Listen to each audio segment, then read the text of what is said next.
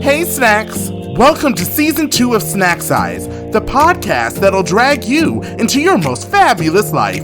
I'm your host, Lala Luzious, also known as the Snack of the Twin Cities, a drag queen that twirled her way into podcasting, and the rest is a dream come true.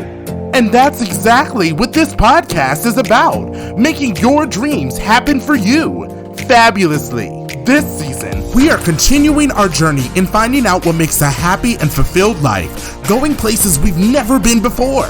Don't forget that when it comes to your potential, the sky is the limit, and it's never a bad time to be who you are. Get you a snack, because your fabulous life starts now.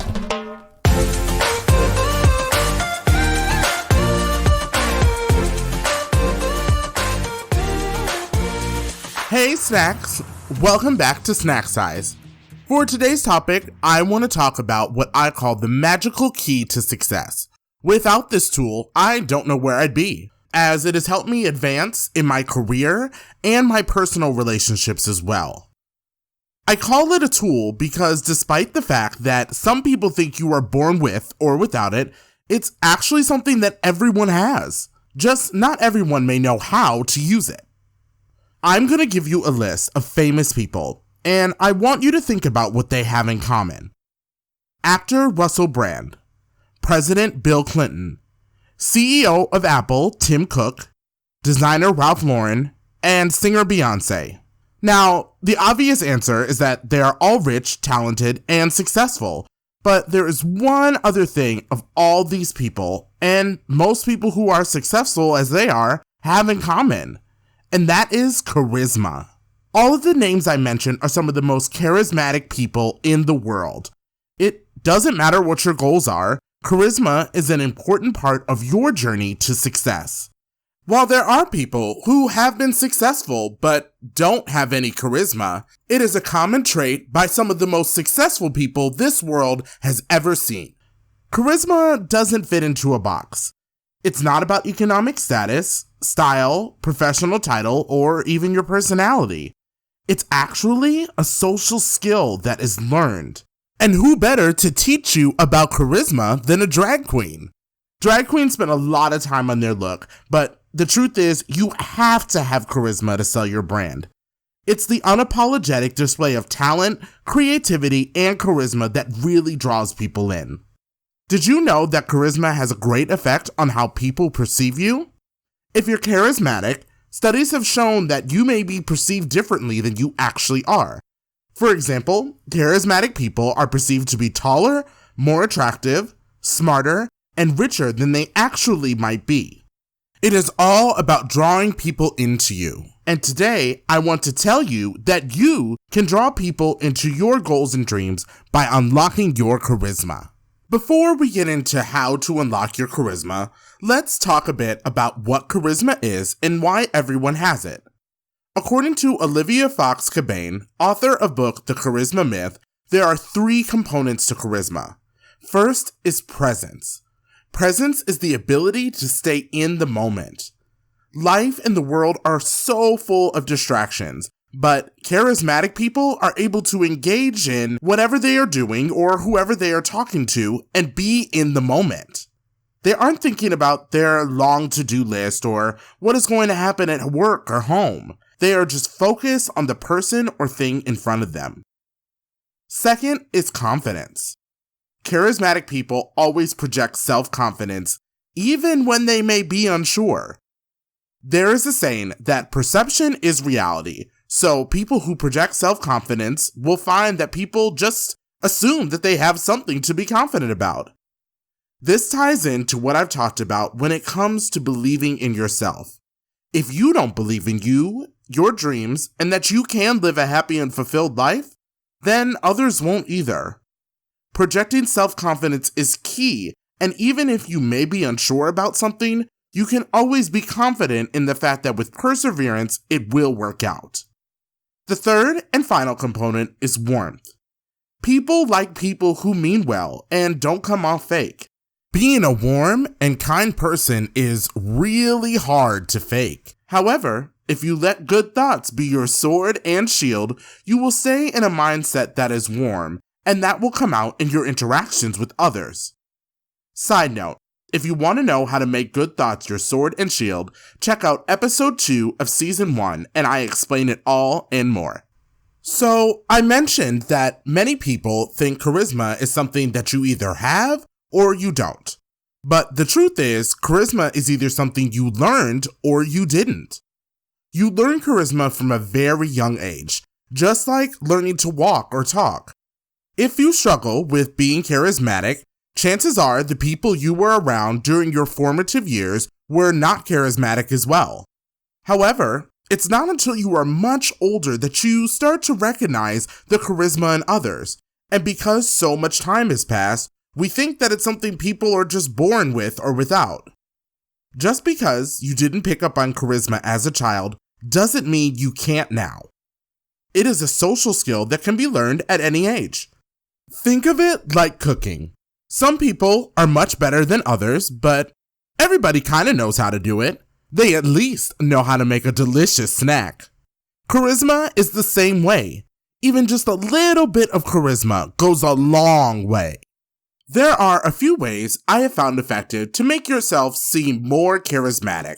To be perfectly honest, I have always had a lot of charisma, and it comes so naturally to me, I don't think about it. So making a list of what I feel makes someone charismatic was a challenge, but I think I've nailed down a few key things you can do to unlock your charisma. First is to listen. As I talked about with my friend Taylor in the first episode of this season, we live in a world where people just talk at each other. It's really difficult to find a good listener in the fast-paced world we live in, but charismatic people listen with intent and value the thoughts of other people. So many people think that being charismatic is about what you do or say, and sometimes it is, but that isn't all of it. People need to feel you are listening and relating to them. This actually brings me to my second key to charisma, which is be relatable. Charismatic people find a common ground with others. A great example is this podcast. Chances are, if you're listening to this, you are not a drag queen. You may have never done drag or maybe didn't even know what drag was. However, what we can relate on is that we have goals and dreams and that we want to achieve them. My dreams are different than yours, and that's a great thing. It doesn't mean we can't relate on how to achieve them. Making your interactions and conversations with others relatable so that they can connect with you is key to having charisma. Speaking of goals and dreams, my next key to charisma is to share what you are passionate about. When you talk about what you are passionate about, the things that make you excited to wake up, or even the things that keep you up late at night, your energy will come through. People gravitate towards that type of energy, and people will pay attention to what you say or do. My next key is to remember and use people's names. If you take nothing else away from this episode, then let it be this point. Remembering and using people's names is a simple but effective way for people to feel connected with you.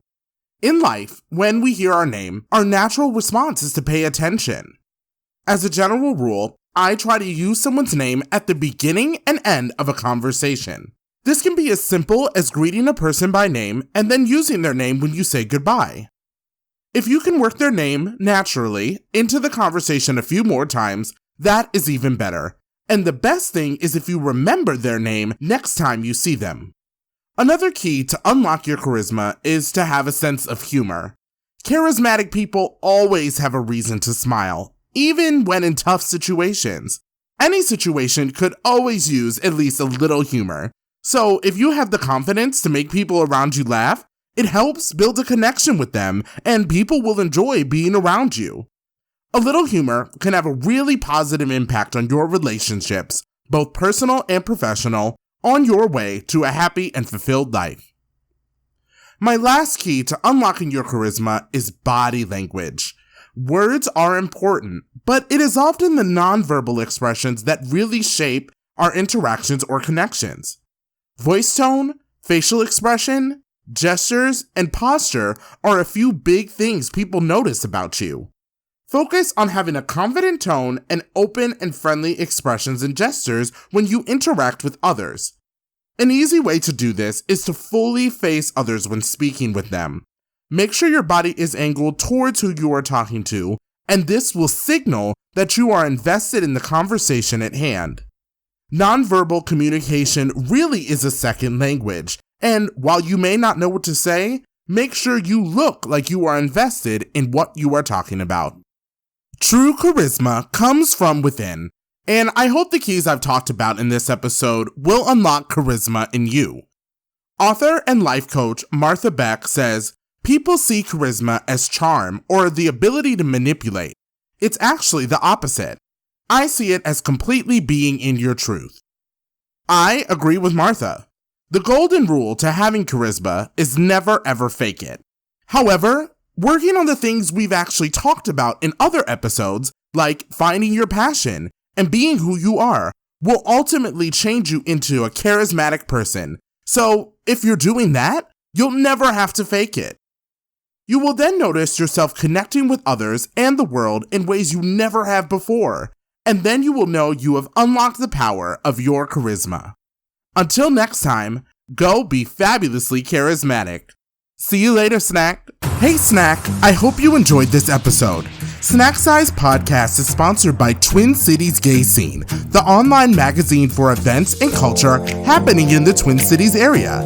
Check out my bi-weekly editorial, Snack Scene, at www.twincitiesgayscene.com. And for more fun with this podcast, head on over to www.snacksizepodcast.com to leave a review and follow me on my social media. Until next time, go be fabulous.